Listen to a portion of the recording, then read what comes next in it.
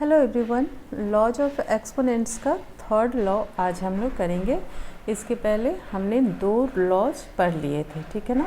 सबसे first law था आपका प्रोडक्ट लॉ ऑफ एक्सपोनेंट्स, जो मैंने आपको समझा दिया था पिछले वीडियो में। और सेकंड लॉ था हमारा quotient law of exponents. Exponents and power chapter कर रहे हैं हम लोग 7th क्लास का, जिसमें हम लोग लॉज ऑफ एक्सपोनेंट्स कर रहे हैं। आज हम करेंगे ये third law, power law of exponent, ठीक है। तो पावर लॉ ऑफ एक्सपोनेंट कुछ ऐसा है कि when a number with a power is raised to another power, जैसे मान लीजिए कि ए बेस पे एक पावर है m और ये पावर फिर से रेज किया जा रहा है पावर n के लिए, ठीक है। तो when a number with a power is raised to another power the powers are multiplied. मतलब ये जो पावर्स हमने दिए, दो पावर या एक्सपोनेंट आप कह सकते हैं, तो ये हो जाता है a to the power m and n, यानी m और n को मल्टीप्लाई कर दिया गया। अब देखिए कैसे होता है। एक एग्जांपल लेते हैं यहाँ पे, जैसे कि 2 हमने बेस ले लिया, 2 टू द पावर 2 लिख दिया, ठीक है। और होल पे पावर हमने यहाँ पे 3 दे दिया। तो एक्चुअली हम ये क्या कर रहे हैं, 2 को 2 बार मल्टीप्लाई कर रहे हैं। 2 टू द पावर 2 है तो 2 इंटू 2 हो जाएगा, ठीक है। और ये पावर आप एज इट इज यहाँ पे लिख दीजिए। अब आपका ये क्या बन के आ गया, 2 टू जा 4। अब 4 टू द पावर 3, सॉरी इसको हम ऐसे भी लिख सकते थे, 4 टू द पावर 3, ठीक है ना।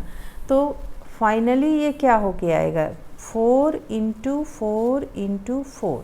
आंसर क्या हो गया आपका, 4 4 जा 16 एंड 16 4 जा 64, ठीक है। ये तो हमने सिंपली जैसे हम कर सकते हैं वैसे हमने कर लिया विदाउट फॉलोइंग रूल। अब देखते हैं रूल के अकॉर्डिंग क्या आंसर आता है हमारा।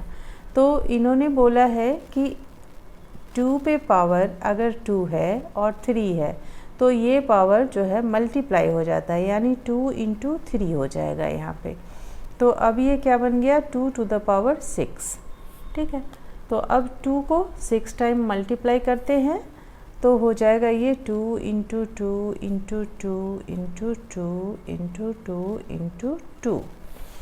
2 टू जा 4, 4 टू जा 8, 8 टू जा 16, 16 टू जा 32 एंड 32 टू जा 64। दोनों आंसर मैच कर गए ना, जो यहाँ आया है वही आंसर यहाँ आ रहा है। तो ज़रूरी नहीं है कि आप रूल के अकॉर्डिंग ही क्वेश्चन को सॉल्व करें, आप खुद का ब्रेन भी अप्लाई कर सकते हैं कि अगर 2 पे पावर 2 है तो पहले तो हम 2 को 2 टाइम्स मल्टीप्लाई करेंगे और फिर जो हमारा आंसर आ रहा है उस पर फिर से पावर 3 है, तो इट मीन्स कि हम इस आंसर को भी 3 टाइम्स मल्टीप्लाई करके फाइनल आंसर तक पहुंच सकते हैं, ठीक है। तो इसी चीज़ को इन्होंने एक रूल बना दिया, पावर लॉ ऑफ एक्सपोनेंट, यानी पावर के ऊपर फिर पावर है, यानी when a number with a power is raised to another power the powers are multiplied. मतलब पावर्स को हम लोग मल्टीप्लाई कर देते हैं। तो ठीक है, ऐसे हो सकता है, ऐसे आप करेंगे तो थोड़ा टाइम लग सकता है, और सीधा सीधा पावर मल्टीप्लाई कर देंगे तो थोड़ा जल्दी कर लेंगे क्वेश्चन। बस यही फ़र्क है, बाकी तो सिंपल ही है। चलिए, हमने 3 लॉज पढ़ लिए, लॉ ऑफ एक्सपोनेंट्स के 3 लॉज पढ़ लिए, power law of exponent, product law of exponents and quotient law of exponents. देखते हैं आगे और अगर लॉज है तो आपको समझाऊंगी मैं नेक्स्ट वीडियो में। तब तक के लिए थैंक यू।